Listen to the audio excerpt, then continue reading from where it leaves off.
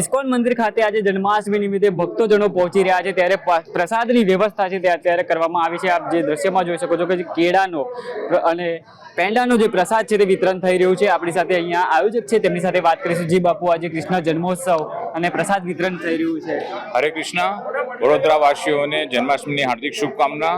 ISKCON મંદિર તરફથી જેટલા પણ દર્શનાર્થીઓ છે તેમને નિઃશુલ્ક પ્રસાદની વ્યવસ્થા કરેલી છે। દરેક ભાવિ ભક્તોને વિનંતી કે તેઓ પ્રસાદ ગ્રહણ કરીને જાય। જી દર્શક મિત્રો, જે રીતના અહીંયા ઇસ્કોન મંદિરમાં જે ભક્તો અહીંયા પહોંચે છે તેઓ માટે જે પ્રસાદ વિતરણ છે તે કરવામાં આવી રહ્યું છે। પેંડા છે, કેળાનો પ્રસાદ છે તે વિતરણ થઈ રહ્યો છે। શું કહેશો બેટા, તમે પણ આ? હરે કૃષ્ણ। બધા ભક્તોને વિનંતી છે કે તમે ઇસ્કોન મંદિરે દર્શન કરવા આવો અને પ્રસાદ ગ્રહણ કરો। જી, શું કહેશો, આજના દિવસે જે કૃષ્ણ જન્મોત્સવ કેટલો આનંદનો દિવસ ને આજે પ્રસાદ વિતરણનો પણ તમે લાવો લઈ રહ્યા છો? સારું લાગે છે અત્યારે ભગવાનના એમાં પ્રસાદ વેચવાનો।